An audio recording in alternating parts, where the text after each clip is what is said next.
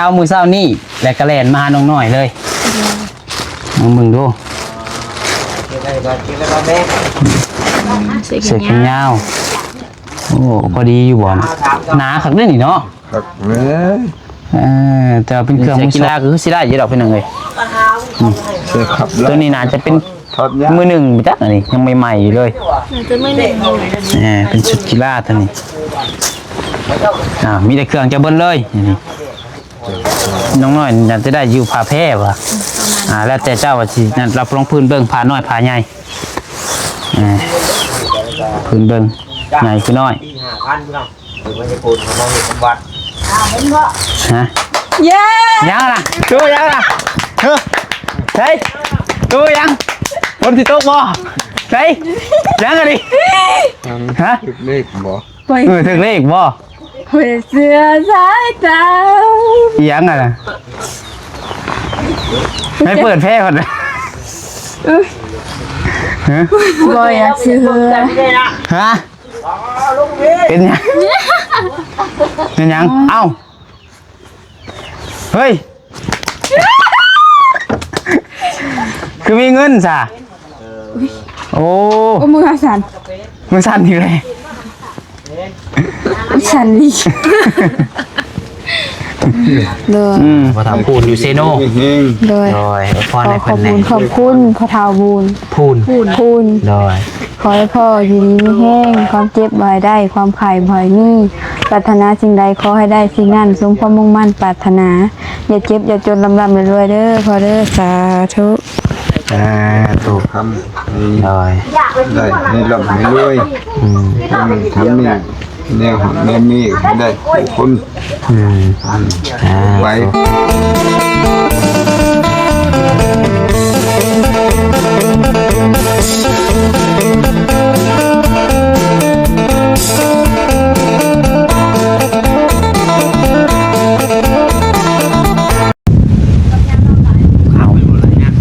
ภาพมาอีกบันนี้ตัวมืดฟ้ามืดฝนมาละบันเพียงเนาะเว้นความเพิ่นเว้าบ่เห็นในข่าวว่าพายุสิเข้าพี่น้องเอ้ยฮอดเทือนอยู่บ่บัดนี้เนาะย่านเป็นว่าประเทศตกใหญ่อย่างนี้เนาะบ่บ่เฮ็ดตกนี่บ่แห้งเอ้ยอยู่บ่ได้แล้วแถวนี้นี่เฮาสิได้เขาขอจองเด้อถัง2อันนี่เด้อเอาตึกเลยเข้าไปดิในถังผู้ใดคันผู้เฮ็ดตกขุดคุมไว้โลดในถังคือเดียวลูกของว่าอ๋อพี่น้องเนาะหมื่นมาเลยพี่น้องเนาะเอาเป็นเบิดกระกาบทักทายสบายดีแล้วก็สวัสดีพ่อแม่พี่น้อง FC เบิดสุขสุขคนเด้อพี่น้องเด้อเบิดสมองสุบอลเพราะว่าสิอยู่ภายในและก็อยู่ทางต่างประเทศเด้อพี่น้องกับพบพ่อกันกับซ่องสายกกสายบุญกับพบพ่อกับน้องปัดไซอีกแล้วนะพี่น้องพี่น้องเอ้ยหลังจากที่ว่าน้องน้อยเพิ่นถือหมอท่วงหมอดูยังไงเนาะกะพอดีว่าทางน้องปัดไซก็มีของสีมาปลอบใจมาให้เพิ่นอยู่อย่างเนาะเสียน้องปัดไซไปเอามามื้อเช้านี้นำพวกผู้ใหญ่นำ FC นั่นแหละพี่น้องเนาะเดี๋ยวถ้าเบิ่งถ้าชมน้องกันว่าเป็นยังพี่น้องเนาะแล้วก็เดินไปเบิ่งทั้งพ่อแล้วก่อนพอเห็นเราอันสารอันหวดบอกคือสารยังพี่น้องเนาะใช้ไปใช้เลยใช้หวดม้วยน่ะแล้วล่ะบ่ฮะว่ายังอยู่บ่จะเห็นแล้วนะยังเช็คเบอร์สารเห็ดยังนี่สารคายบ่แล้วฉันกบคั่วสิเดี๋ยวสารไว้มาเบิ่งดูจับมาเบิ่งดูหาไม่มันเบิดบ่คือว่าแนวใดมืดไหมเปิดไม่เลยมืดไหมยังมันไปเอามาเนี้ยมันทุบไหลขายนะพ่อลูกเอ้ยมีขอบคุณนะคะชอชานได้ชื่อแมวหนึ่งเรื่องโอ้ยร้านน้ำลุกขึ้นหมดหัวเป็นนอกจากกันเนาะเป็นเนาะเป็นพอได้ทีพอได้หนึ่งอย่างเท่าพี่น้องเลยปวดมวยหนึ่งเขาเล่าตาเหลือใส่พ่อได้ปวดขายไปลูกมีเห็นมวยปวดในสองใน ใครตัดผมให้เจ้าฮะ โว้ยหมูตัด หมูตัดให้ วันเด็กน้อย อืม ตัดให้ บ่เฮ็ดขายบ่เฮ็ดขายก็ได้อยู่ได้นี่ ได้แล้วมันหมุกเป็น หึ เขาจะบ่ทำชื่อ มีเหรอคันเฮ็ดนี่งามอยู่แล้วเฮ็ดกันน่ะพี่น้องเนาะตัวนิ้วเราก็อยากได้นี่อันหนึงนี่ โอ้ยบางทียังบ่ทำอะไรกับตัวนี้เขามีตัวพอชั้นเราเลย เอ้าเกี่ยวกันบ่บ่มีข้อมีครัวก็บ่ได้บ่อืม ชื่อแล้วแม่นะ ทางน่ะเฮ็ดหยังเด้ทางนั้นเนาะ คักบ่ อืม ขอร้องเรื่องว่าแล้วโอ้ ฉันอีกตามน้ำหมูหนึง อืม เอาเด็ก เบิ่งเสื้อผ้าแล้วกับพี่น้องเนาะ มีแต่เครื่องเขาเจ้ามีจักโตะเครื่องหาหลายอยู่บ่ นี่แหละ เห็นใส่แต่โตะขาด ใช้ยามผลก็แค่อยู่นี่ อืม ยามน่ะก็แค่อยู่นี่ นะเดี๋ยวนะ ฝนตกก็แม่นแค่อยู่นี่ อืม บ่มีรถตามน้ำฉันน่ะลงน้ำแม่นเปียกอยู่นี่แห้งๆอยู่นี่ อืมอยากได้อยู่บ่ตัวใหม่ อย่าง ฮะ อยากได้อยู่ ยังได้อยู่เอ้ยเอาอยู่บ่กันเอาให้นี่ เจ้า อืมโอ้ยคนก็สิมาบัดนี้พี่น้องเอ้ยเนาะ บ่ฉันชันเฮ็ดตอกก็เลยชิวหั่นตอกก็เฮ็ดชิวมันคักอยู่ได้มันเฮ็ดปากชิงกว้าง อืม เฮ็ดแบบปากชิมหอม เออ หัวสิ เฮ็ดใหญ่กว่านี้คือในว่านั่นเนาะ อีกตามน้ำหมูหนึง อืม อีกตามน้ำหมูหนึง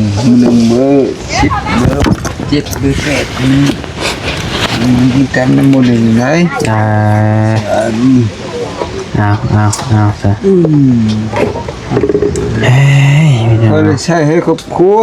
อืม ชื่อหมูมันก็แพงเลย เจ้าอันไปเจาะเบิ่งอยู่บ่อไม้เนี่ย ไป ปวงยังบ่ทันขึ้นติ ยัง ปกไว้อยู่แล้วว่ะ ปกไว้นะคือพยายามอันนี้ไปปกอีก วิทย์บ่เบิดบ่ หืม ปกบ่หาไว้เนี่ย วิทย์กวมเบิดเลยบ่ กลัวมุด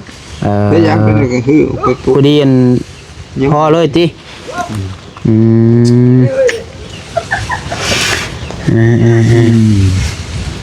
แล้วยังหมูโชว์ เฮ็ดจังได๋ทางนั้นเนาะ โอ้จังหน่อยผม โอ้ยพวกพี่น้องเอ้ยเนาะ เพ่งพุ่น อืม เพ่งพุ่นชุบแล้วม่วงมัน พรสันม่วง มัน ยังบ่สุกคักเนาะพ้นตกอีกเทื่อหนึงช่องเทื่อพุ่นเนาะ พุ่น อ่า เพ่งพุ่น ไหลหัวชนกันบัดนี้ แล้วมันบ่มีคนบางม่วงอะไร อืม ปีแล้วนี่มันหลายปีนี้มันบ่มีท่อคุก อื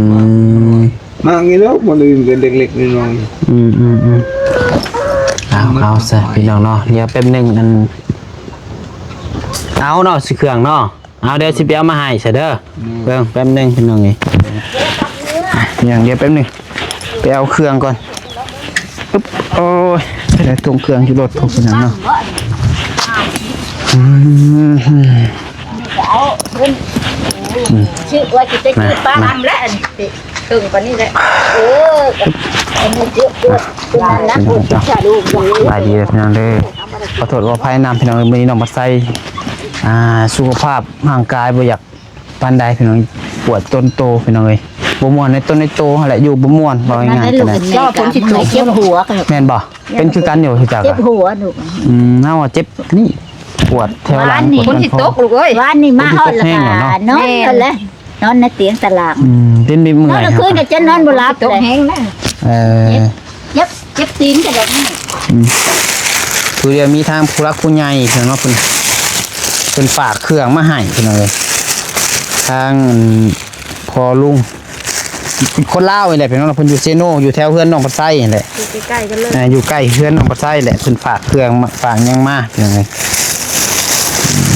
น้องปัดไส้ยังบ่ได้เบิ่งดอกว่ามีหยังแหน่ฮู้แต่ว่าเป็นเครื่องจังไปเดี๋ยวขึ้นไปให้ถ้าว่าเป็นของพ่อว่ะฝากไปให้พ่อน้องน้อยนี่เพิ่นว่าแต่น้องปัดไส้ไปเอามื้อเช้านี้แหละพี่น้องเอ้ยเนาะจักสิมีหยังแหน่เฮาก็ทำงานญาติมาได้นี่ญาติมาแล้ว พอดี ชีวิตอยู่บ่เฮาเนาะ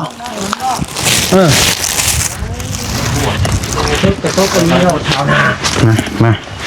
มีเทิงด้วยบ่เฮามีเทิงด้วยบ่เดี๋ยวแป๊บนึงพี่น้องเลย จับก่อนให้ตากล้องขึ้นก่อน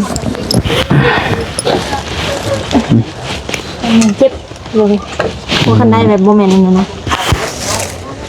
จะได้ ตายเฮ้ยอันน้อยขึ้นมาพี่ได้เด้อเฮ็ดจังอีกน่ะ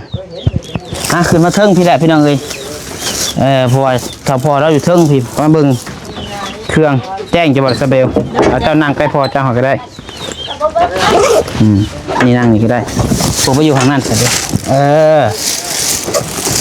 แจ้งบ่ เดินจะขอไปใกล้กันนิดนึง อย่ามาข้างนอกอย่ามานี่ขึ้นมาอีกก็ได้ ยับเข้ามาอีกคนหน่อยยับ ยับขึ้นมา เข้ามา โอ้ยนี่สิบปลอดเนี่ยเนาะพอดีมีทางขอลุงยังเกาะ ลงก่อนนะมึงเด้อ ใครโทรมาวะฮะ บ๊อบบี้ บอบบี้บอกนะอย่าคอยครับนั่นบี้เหรอ อยู่ซ้าย น้องน้อยยังไม่ได้ออกมาตีใหม่บ่ ย่างจังน้อยกำลังสิแล้วแล้วเฮ็ดอะไร พี่ออกมาพี่บ่หรือว่า แม่นว่า ที่ถ่ายอยู่นั่นอยู่ ว่าสิออกไปอยู่ กำลังจะออกมาเลยบ่ ย่างถ่ายคลิปอีก30นาที โอ้ยอีก30 นาทีได้ไรคลิปหนึ่งเลย ผู้เจ้าอยู่สาย เข้าไปโอเคกำลังเข้าไปต่อ โอเคเดี๋ยวถามมันแล้วเดี๋ยวถามเมย์ก่อนพอลุงยังเนาะเดี๋ยวผลฝากมาคุณซื้อคุณพอลุงฮัลโหลแม่อันซื้อแล้วได้ก่อนนะฮะพอลุงยังก่อนลุงพูนพอเท่าพูนเนาะโอเคลืมซื้อแล้วฝนตกแล้วอยู่บ้านนะจะเห็ดช่างกันทางลุงกับบุ้งบ้านนี่พี่น้องเนาะมาเป็นเครื่องของอันทางพอลุงพูนผมบอกว่าพอลุงพูนตำนี้พี่น้องเนาะกับทุนว่าฝากมาให้ทางพอน้องน้อยลองเปิดเบิ่งก็ได้เหรอขอเก็บ แกเบิ่งดู จับเบิ่งเลย จับเบิ่งรถเครื่องเจ้าหาแหละ แน่นคือรถ แต่ว่ามียังไงเฮาก็บ่ฮู้เฮายังบ่ได้แกะเป็นยังเลยได้นี่เพิ่นนำมาให้เช้านี้อีกอ่ะไปเอามื้อเช้านี้แล้วก็แล่นมาหาน้องน้อยเลยลองเบิ่งดูเสื้อแขนยาวโอ้พอดีอยู่บ่หนาคักเด้อนี่เนาะ ครับแม่ แต่ว่าเป็นเครื่องมือสองพี่น้องไง จ้า เราลองใส่เลยเขาเบิ่งดูจ่อยฝนตกหนาวเด้นี่ ตกหนาว สักหน่อยกันดีกว่าห่มแต่เก่ามันบ่มีเสื้อ เสื้อมือสองบ่ เสื้อ เป็นเสื้อแขนยาวเนาะ ไม่น่าเนาะ เสื้อตำเทขา ผมมาเบิ่งดู ปั๊บเล โต ย ใหญ่กว่าโตได้นี่ ปรับเลยบ่โอ้ผิดเป็นผ้าห่มเลยก็ได้นี่เนาะแล้วก็พอลุงนั่นแล้วก็คนนั่นตัวน้อยๆเลยเนาะคนบ่ได้ใหญ่ปานใด เพราะหุ่นโตหน่อยแต่หุ่นยังอวบกูพอน้อย แล้วเราก็คนบ่ได้ใหญ่บ่ได้สูงปานใด อายุพ่อจะซื้ออยู่เอาไปบ้านตับเลยนะให้ พอดีเนาะเดี๋ยวลองเบิ่งตัวนี้ไปลองเบิ่งตัวนี้ยังในทงนี่ได้นี่นี่เป็นเสือยังได้ตัวนี้เนาะเบิ่งให้เราเบิ่งเองเล่าไปตรงนี้ลูกหนึ่งมันไม่ใช่ลูก3ลูกเพราะว่าปวดหลังคอแห้งอยู่ตอนนี้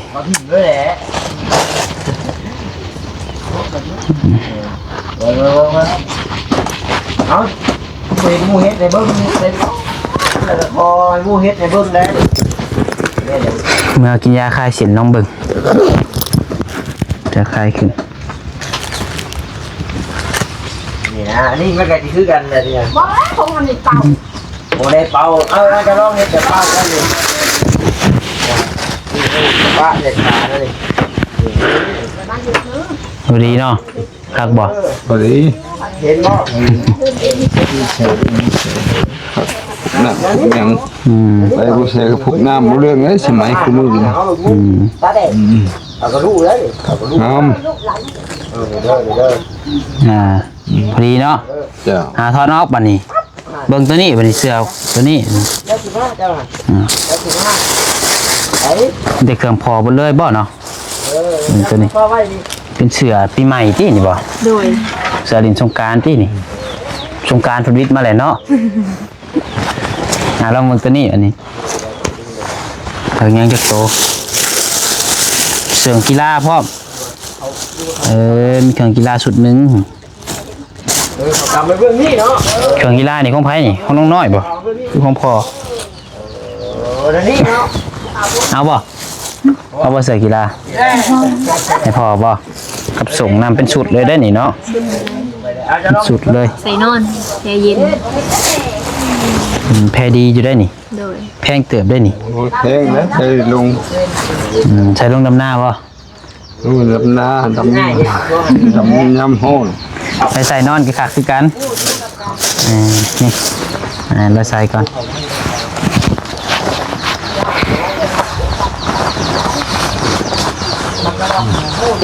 ครับ เด็กที่หลังนะเด็กกูก็ต้อง พอดีอยู่เนาะ พอดี อ้าวได้แล้วเสียกีฬาก็คือสิได้อยู่ดอกเพิ่นเอ้ย ใส่ขับแล้ ตัว วนี้น่าจะเป็น ทอดยา มือหนึ่งจักอันนี้ยังใหม่ๆอยู่เลย จะไม่เหนื่อย เป็นชุดกีฬาตัวนี้มีแต่เครื่องจะเบิ้ลเลยนี่เป็นยังผ่าแพร่แบบนี้เนาะผ่าแพร่นี่แล้วว่าผ่าให้น้องน้อยบอกผ่าแพร่นี่แล้ววันน้องน้อยอยากจะได้อยู่ผ่าแพร่ว่ะแล้วแต่เจ้าว่าสิรับรองพื้นเบิ้งผ่าน้อยผ่าใหญ่พื้นเบิ้งใหญ่คือน้อย ที่5,000พี่น้องถึงมันจะปูนของเราอยู่สมบัติ ฮะ เย้ ยังล่ะดูยังล่ะเฮ้ยดูยังคนที่โต๊ะบ่เฮ้ยยังอะไรฮะ จุดเลขบ่ ถึงเลขบ่ เพื่อเสื้อสายตา ยังอะไรไม่เปิดแพร่ก่อนนะฮะ บ่อยากซื้อ ฮะเป็นยังเป็นยังเอ้าเฮ้ยคือมีเงินซะโอ้ มือสั่น มือสั่นอยู่เลย สั่นดิ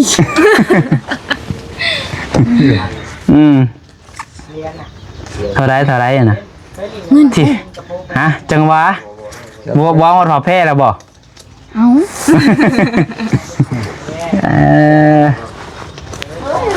เท่าไรลองนับเบิ่งดูจักตับนับเบิ่ง ใส่ห้า มีแต่ไว้พัน มีแต่ไปพัน 3 4 ใบยังหูอยู่บ่ 8 9 10 10 ใบ 10 ใบกับ 10,000เอาโอ้มีตู้แล้วไปแล้วเบิ่งเนี่ย โอ้ยได้เด้นะลูก อยากได้บ่โอ้สิเป็น เราพูดแต่ว่าแบบบ่ฮู้ ทำไม 1 2 3 4 5 6 7 8 9 10 10 ใบ ใจ เป็น20 ใบ เลย 20 ใบกับ 20,000 ใบยังไงนี่พ่ออ้าวเจ้าเอาใบยังเคยกินนี่ใบแซนบ่โอ้ไม่เท่าแล้วก็ขึ้นมาเบิ่งบ่ขึ้นมาเบิ่งก็ขึ้นมา ใบพัน ไม่ทันหัวบ่แม่น เบิ่งรูปผ่าแพร่นี่ผ่าแพร่น้อยคือใหญ่บาดนี่ พอได้เสร็จหนัง เฮ็ดแพร่เส้นหน้าก็ได้เด้เนาะใช่ น้องน้อยได้ผ่าแพร่ผ่าแพร่มีมูลค่าได้นี่เนาะ ของพ่อก็ได้เสื้อ2เสื้อแขนยาว2โตวบ่ ให้ชัด กับชุดกีฬาตัวหนึง ขอบใจขึ้นมาเอาพี่น้องเอ้ยที่นี่บางหนึงยังกันโศกยังเศร้าอยู่เนาะ อ้าวดิดิ้นบุ้มกินนี่พี่น้องเนาะคอยได้คิดว่าพายุมากกินนี่เอากะสิซะเลยพี่น้องเนาะก็เป็นเงินของน้องน้อยเด้อก็เพิ่นฝากมาผู้ที่จะเว้าน้ำอ้ายบ้านนี่ได้จื้อบ่จอนอะไรเจ้าในอะไรเอา เพิ่นโทรมาโทรมานำเบาไล่ว่าเพิ่นว่านำเบาเลยนำเบาพัดใช้เครื่องเพิ่นน่ะ จักเขาเพิ่นเฮ็ดทับเช้าเฮ็ดไปกับปืนเด้อผมเริ่มมา ชานี่เพิ่นก็โทรมาค่ะ ตอนนี้ก็โทรหาเจ้าบอกโทรมาไป โทรหาเฮาเพิ่นน่ะถักเครื่องไปนำเบาพัดใช้เด้อเพิ่นก็ว่าโทรเครื่อง บอกแต่ว่าพาเครื่อง โดยผักไผ่พ่อเจ้าบอกแค่นี้ พาเครื่องให้พ่อป้าเพิ่นบ่ได้บอกฝากเงินฝากคำ บ่เพิ่นบอกกับแต่มื้อวานชื่น เพิ่นโทรมาหลายมื้อแล้ว โดย แต่ว่าบ่ตนเพิ่นให้เบิ่ง ก็เป็นเพื่อนเพิ่นก็อยู่ใกล้กันกับเพื่อนน้องปัดไส้นี่แหละพี่น้องคน เจ้า คันว่าไล่กันดีๆก็จักว่าจันเป็นพี่น้องกันซ้ำประจักษ์เพราะว่าลุงของน้องปัดไส้น่ะพี่น้องลุงปี้สิครับผู้เล่าว่าเป็นลานเล่าลุงน้องปัดไส้เป็นลานเล่าพี่น้องเนาะลานผู้ที่ว่าเอาเครื่องกับเอาเงินให้น้องน้อยเพิ่นนี้แหละพี่น้องเอ้ยไปเพิ่นก็นั่งดินอยู่กันเพิ่นเกือบฮอดชั่วโมงเลยเนาะเพิ่นก็พาเลาะเบิ่งนั่นเลาะนี่พี่น้องเอ้ยเพิ่นก็เล่าให้ฟังนั่นนี่ให้แหละนั่งดินน่ะคุยกับเพิ่นโดนเติบพี่น้องเอ้ยก็สิว่าสิช่วยมามื้อนี้แน่ตื่นช่วยแน่ที่แรกก็บ่สิบ่ได้ขึ้นมาผู้ใดแค่นั้นว่าเพิ่นบ่ได้อันเอาเงินให้มื้อนี้ยังบ่ได้ขึ้นมาเพราะว่าน้องบัดไซค่าเวียกแน่พี่น้องเอ้ยคือน้องบัดไซว่าค่าเผาห้านแล้วก็ห่างกายกับบ่อยากพอบมื้อนี้ บ่มี จังว่า เรียนแม่น ห่างกายก็บ่อยากพอบพี่น้องเนาะแล้วก็อันอ้ายอยู่แถวเฮือนแหละอ้ายฮักเพิ่นว่าสิมาส่วนเอาหินที่น้องบ่ใส่ทับพานะพี่น้องเพิ่นสิมาถมดินเพิ่นเรียกหลายอยู่พี่น้องว่าสิบ่ได้มาแต่ก็นี่แหละเอาเงินมาให้น้องเพิ่นมาแจ้งบอกน้องเพิ่นพี่น้องเอ้ยกับน้องน้อยเพิ่นก็แซดบอกอยู่เรื่องอันเพิ่นว่าหมอท่วงหมออันหยังหั่นน่ะเนาะ โดย เพิ่นแชทบอกน้องบ่ใส่พี่น้องเอ้ยเลยทีแรกครับเพิ่นแต่ว่าน้องบ่ใส่ก็บ่เข้าใจดอกตอนนั้นบ่ยังบ่ได้กินข้าวเที่ยงว่า 12:00 นเลยขายเครื่องแน่ลูกค้ากำลังเข้าช่วงน่ะพออยู่ผู้เดียวแม่นจักอยากตำหมักหุงบ่จักอยากเฮ็ดเพยนั่นนี่ พากันหัวหมุนอยู่3 หัวหมุนอยู่3คนกับซาเบลกับพ่อแน่ขายเครื่องสกันพี่น้องเอ้ย 3คนยังเอาบ่ทันพี่น้องเอ้ย พอได้ขายอยู่มื้อนี้ลูกค้าได้ ผู้บ่าว เข้ามาพี่อีกเนาะ พักได้รถนี่ว่าได้เป็นดอก อยากได้บ่ เต้นดังดอก เต้นดองๆบ่รถอันนี้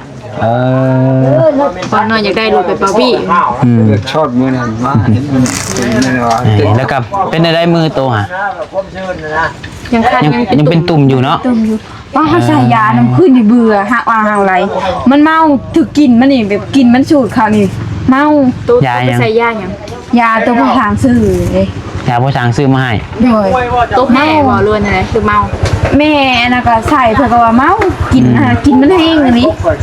เดี๋ยวตอนนี้ยังเป็นอยู่หนังเนาะ คันเป็น แล้วว่า หลายเดือนเลยเนาะ พอผู้เพิ่นเอาเงินให้นี่เพิ่นบอกอยู่เพิ่นว่าคันโตอยากเศร้าหาให้เอาใบวิกมาแช่น้ำคือว่าย่องคือแบบใบยานางหานี่ใบวิกนี่แหละใบวิกแล้วก็ใบยังก็ว่าขี้เล็กใบขี้เล็กแต่เอามาย่องคือว่าแช่ไว้ประมาณมื้อ1 2มื้อบ่ให้มันออกสีบ่แล้วเอามือจุ่มลงเพิ่นว่าเราก็เป็นคือกันเศร้าเราว่าหายขาดแต่ว่าคะแนนเราว่าคะแนนจุ่มสมมุติว่าเป็นเบิ่งนี่ให้เอาจุ่มเบิ่งนี่ลงแล้วมันสิติดต่อได้แล้วอ่ะอันนี้เป็นบ่ซองเบื้องเลยเนาะ จุดประสงค์ จุ่มบ่ซองมันก็สิเศร้าบ่เราว่าตามที่เข้าใจนะเพิ่นว่าแล้วว่ามันสิติดง่ายสมมุติว่าจุ่มสตีนก็ว่าขอโทษนะเพิ่นแ ตีนก็สิเป็นผลว่ามันลาม เป็นคือกันเหรอ ตีนก็เป็น แม่น แล้วว่ามันลามกันใดคันถือกันกับลามเหรอมีแต่ว่าเหตุเบิดซองทั้งตีนทั้งมือว่าซะพี่น้อง แม่นต้องมาใช้ถามว่าสมมุติว่าคนอื่นก็ติดบ่ติดแล้วว่าติดกันโลดกันจะเป็นตุ่มอีหยังเนาะผลเดินมันมีหางไม้อยู่แล้วว่าจะคือหยังว่าจือแต่ว่าพีจังนี่แหละ ผีพักเสียนผี พักเสียนพีบ่ผลเดิน ก็เช่นพี แล้วเอาพักเสียนพีแล้วเอามาซอยๆตำแล้วก็อันตัวพักเสียนพีนี่พอพี่ดิ ฮะ อันดีอันบ้าหมูที่เราบอกพักเสียน แม่ พี นดีบะหมู ดีบ้าหมูเนาะ โดยให้ต้มหากไหมต้มหากของมันคือได้ยิน แล้วก็เอามาซอยแล้วก็ตำแล้วก็ต้มกินบ่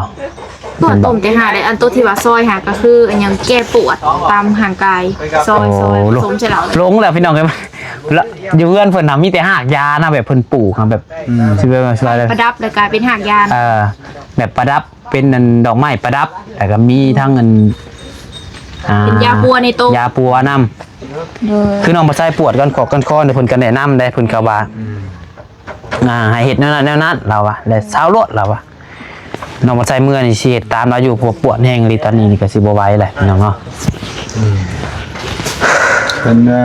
หางไม้ที่ผีหันตะเกาเป็นผีแก้ไปปูแล้วหมูเชียสเทือ30จำหัวเข่าโยกไปปูเสร็จแล้วบานี้มาทื่นไม่ยิ่งผาไม่ยิ่งขาไม่ยิ่งหนามครับไม่หักชมกุกครับหักไม่ยิ่งผามาเขียบรอด โดย โอ้หลายคุณเติมเลยนะ เคยกินแล้วบ่อันยังก็บ่กินนี่เครือยังก็ คือ พียัง พักเสียนผี ผักเสียนพีเนี่ยจะเคยกินแล้วบ่ แต่ว่าหูหน้าตาหูสื่อบ่พอ โอ้โย เพิ่นว่าลองเอามาอย่างนั้นลองเบิ่งเพิ่น ต้ ว่าม หากมันเป็นว่า ต้มห่าง โดยก็ลองกินเบิ่งพอ แม่น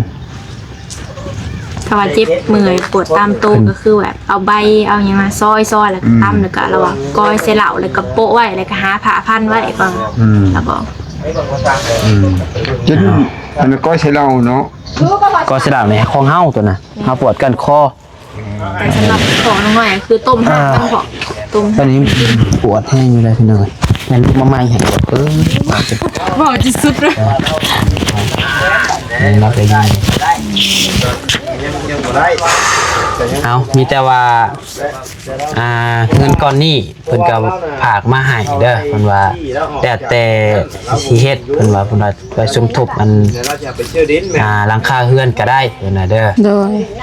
มีแต่ว่าให้เจ้าขอบคุณทางเอิ้นเพิ่นพอเฒ่าก็ได้พอลุงก็ได้ ขอทานได้ขอบบุญขอบคุณเพิ่น เพิ่นก็เป็นคนลาวนี่แหละคนบ้านเดียวกันกับชุไม้ มาให้พอ แม่นเพิ่นย่านเป็นพี่น้องกันนี่แค่ได้มาไล่อันนั้นพี่น้องเนาะเพิ่นบอกแต่ว่าพอลุงพูนก็ได้พอเฒ่าพูนก็ได้ซะเอาง่ายๆพอเฒ่าพูนเด้อ โดย พอเฒ่าพูนอยู่เซโน เฮง โดย โดยพ ข ร อ ใน ข เพิ่ อน บ แน่ คุณขอบคุณพ่อเฒ่าบูน พูน พูน โดย ขอให้พ่ออยู่ดีมีแห้งความเจ็บบ่อยได้ความไข่บ่อยมีปรารถนาสิ่งใดขอให้ได้สิ่งนั้นสมความมุ่งมั่นปรารถนา อย่าเจ็บอย่าจนลำรวยๆเด้อพ่อเด้อสาธุ ถูก ทำ โดย ได้ให้ร่ำให้รวยทำนี่แนวหางแนวมีได้คุณไว้ผู้หดมาชมหดจดถึงได้ เอา อยู่ดีเฮง โดยเอาทางน้องปัดไซเนาะก็ต่างหน้าเป็นสะพานบุญไหนทางขอทองพูนเพิ่นจังใดก็ต้องขอบคุณในหลายเด้อพ่อเด้อที่ไว้เนื้อเสียใจให้ลูกเป็นสะพานบุญให้ในครั้งนี้สิ่งใดก็ขอให้พ่ออยู่ดีมีเฮงความเจ็บใจได้ความไข่อย่ามีปรารถนาสิ่งใดก็ขอให้ได้สิ่งนั้นสมความมุ่งมั่นปรารถนาอย่าเจ็บอย่าจนลำรวยๆเป็นเนื้อดวงใจก็ขอให้ตลอดปลอดภัยมีแต่คนหักคนแพงเด้อพ่อเด้ออายุมั่นคนยืนให้มาตานีก็ขอให้กลับคืนไปหาพ่อและครอบครัวร้อยเท่าพันเท่าเด้อให้ถูกเลข6โต6ล้านบาทในเด้อเนาะพอสิได้ซอยน้องหน่อยให้แล้วรังค่า โดย เอาอยู่ดีมีแห้งนะพอเด้อ สาธุ อยู่ดีเฮง เพราะว่าน้องบัดไซก็ไปหาเพิ่นอยู่เฮือนเลยพี่น้องเนาะไปเอาอยู่เฮือนเลยยืนกัน ส่งคืน เลย ให้อ้ายบ่บัดนี้ เลยอายเก็บไว้ โอ้ก็เดี๋ยวมาให้อ้ายเลยใช่ดอก2ล้านนี่ก็ประมาณ 3,000 บาทประมาณนี้พี่น้องเนาะเด็กก็โอ้ยสิจุบไปได้หลังคานี่เนาะขึ้นโครงกันเนาะตอนนี้ก็แจ้งข่าวดีเพิ่มเติมเลยซะพี่น้องเนาะจะได้อีก2ล้านก็ประมาณ 3,000 บาทพี่น้องเอ้ยแต่ก็เมื่อวานนี่ก็เดือนล้าน8เนาะเป็นคือเงินน้องน้อยน้ำน้องปัสไซตอนนี้นี่3ล้านกับ8แสนกี่พี่น้องเอ้ย โดย เดี๋ยวมาหมัดใส่กันก่อนเดี๋ยวมันจะบ่ลงเนาะ แม่น เห็นน้อยๆใส่กระมัดไว้นี่เนาะ3ล้าน8เป็นจักพันละบาทเป็นเงินไทยก็ประมาณล้านหนึ่งก็ 3ล้านก็5,000 ประมาณ5,000 บาทเนาะ หา1ไป2ล้านก็เป็น3 5 6 7 8 เปล่า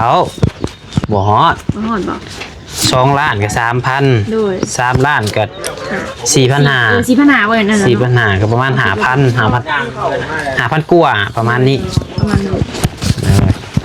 เดี๋ยวเอาจังหวะกันพี่น้องเนาะ โดย พอง่ายๆก็เป็นเงินกีบตอนนี้3ล้าน8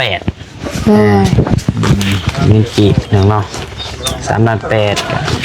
มอง5,000นี่แหละพี่น้องเติมใส่สมมติว่าคอมบอนิวอีก1,000ก็เป็น 6,000 ปลาย โดย เนี่ย ก็เบิ่งแม่เขากินวันก็มาเขากินเดียว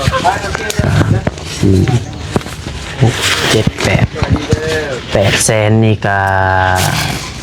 1,200พอ1,500นี่มันล้านหนึ่งเลย1,500ประมาณ5,000 6,000เนาะ